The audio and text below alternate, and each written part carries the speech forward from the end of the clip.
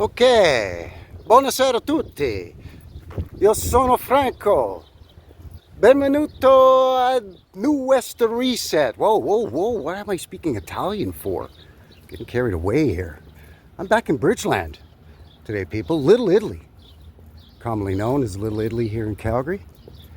We were here a few days ago, checking out a couple of old buildings, and I spotted this one out of the corner of my eyeball. But I thought it warranted its own video.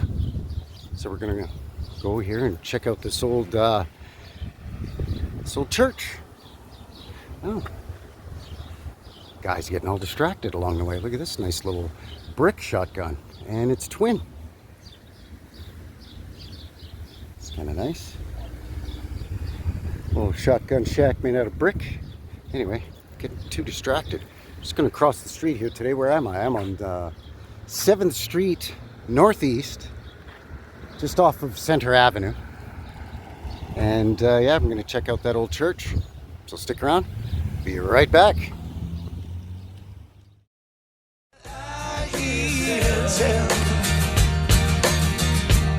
About a heaven in Alberta,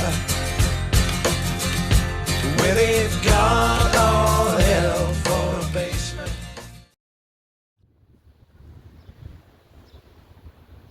All right, and we are back, and there it is. What a beauty. You'll have to excuse the glare. This is south right now, and it's right in the middle of the afternoon. So this is St. Matthew's Lutheran Church. I know nothing about this church. It says it was built in 1945, but I don't know. I just don't know. I mean, it says it right there. It says it right there, so it's got to be true, right? I don't know, man. It definitely has a lot of old world hallmarks that we don't see in, you know, what would be considered more modern building in the post WW2 era. Got some fantastic leaded stained glass windows all over this thing. This is the west facing side of the building right now. See, going all the way up, there's all kinds of beautiful leaded glass, stained leaded glass, and I'm also seeing a lot of sandstone. I'm seeing some sandstone keystones above the windows there. If I can get that angle right. Sorry, there we go. And then flanking either side of it too. And again, that goes all the way down to these other windows as well. And then here's the main door, which is some kind of metal with some big, huge brackets on it. Wowee. And then again, some sandstone detail around the entrance. And of course, you got to go up, 8 or 10 stairs to get into the main door. And then you've got a bunch of really low windows way down here with what I'm going to call right now is a fake foundation. That's a phony foundation. It's jutting out away from the brick like that. And that's a problem. It traps water along there. It gets down in between the layers. In the winter it freezes and expands, and then that stuff starts to pull away, and then it damages the actual stuff that's in behind it, which I'm going to guess is brick. And they've boarded up a window here for some reason.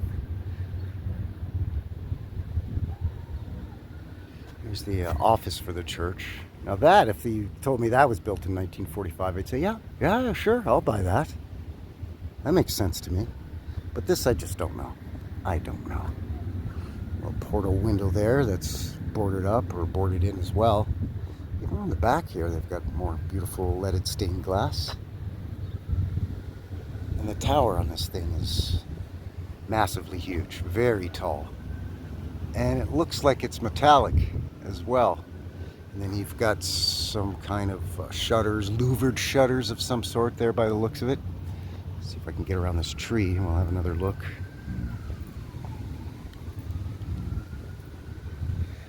Yeah, I'm not 100% sold on the 1945 narrative of this church. So it does have a historical button on it. I think green is for the province and blue is for the city. Might be the other way around. Oh no, it says Alberta on it. So yeah, green's for the province and blue is for the city. So here's down the other side of it. A bit of damage there, unfortunately.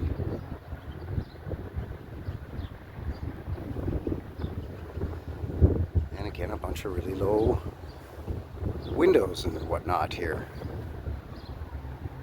And all of these windows, were these windows taller or longer or whatever? Like, did they go down another foot and then they blocked it in and put some angled brick there? It looks to me like that's what they did. And then closing in a bunch of them. Why would you close in all those windows? Can't maintain it? Too expensive to replace the leaded glass? But there's no modern glass workers anymore that could reproduce that type of stuff? Look at this thing. It just keeps going and going and going.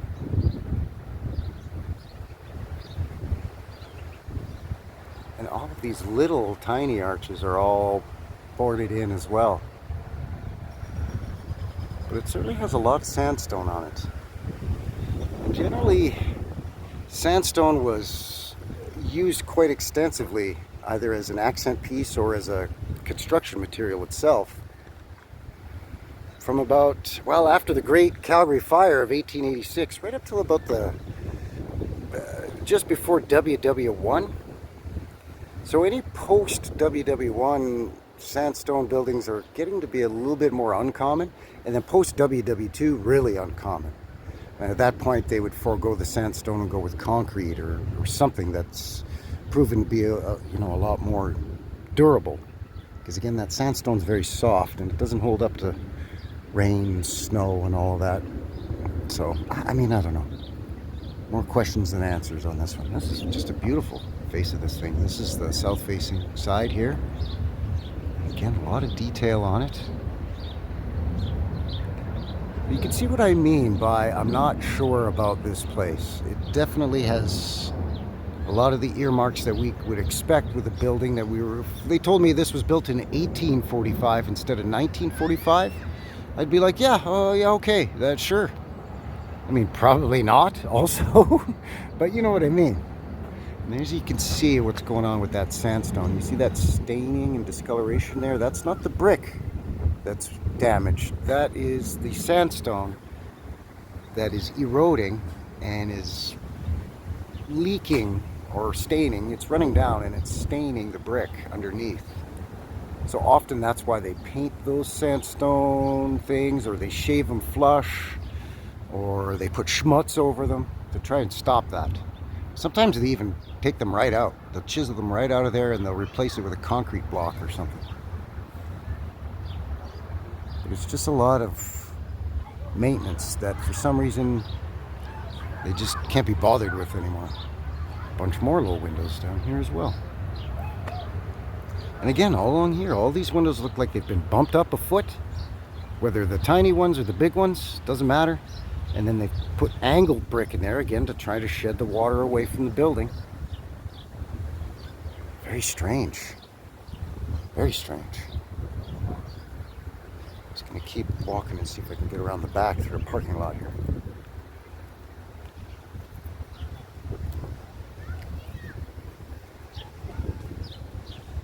This parking lot, I think I can get into this parking lot. Let me pause it here for a sec and see if I can get in this area here and have a look at it from this way. So hang tough, we'll be back in just another moment. Alright, so this is the east facing side of the building, and you can see how far down it goes. All of this schmutz, phony foundation going all the way down to this ground level here.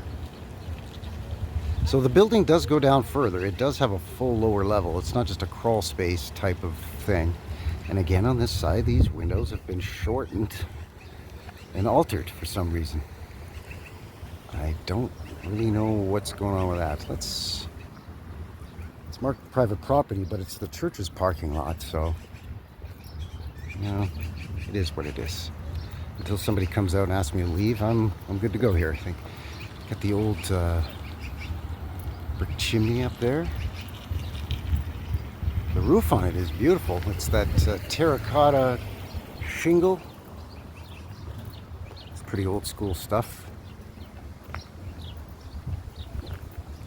See, I'm seeing two fake foundations on this thing. Two different sets of schmutz on this.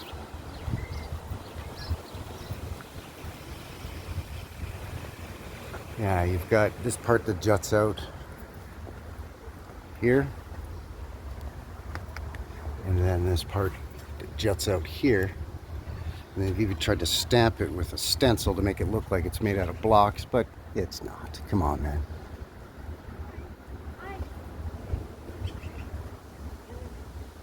So yeah, phony foundation or fake foundation here. And then, 2 feet down, another one. And that one goes all the way down to this lower ground level. So really, really interesting, really unique, and really strange. So I don't even know.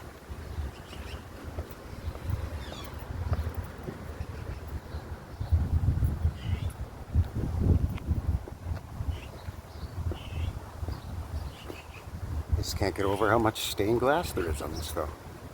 Even with the modified, goofy, shortened windows. Alright, I'll pause it here. I'm going to get out of this parking lot, get back around to the front of this thing, take one last wide shot, and I think that'll do it for today. Alright, so I'll be back in just a moment. Cheers. Just making my way back up the front. You can see here too where they've stenciled in to make it look like stones stacked, but it's not.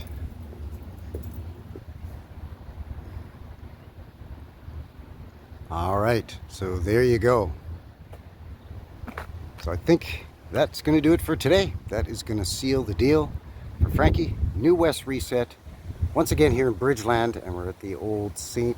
Matthew's Lutheran Church. So as per usual, let me know what you think down below. Do all the other stuff to help a fellow out. Until the next one, take care out there and have yourselves a good one. Alright? Cheers. Buonanotte tutti.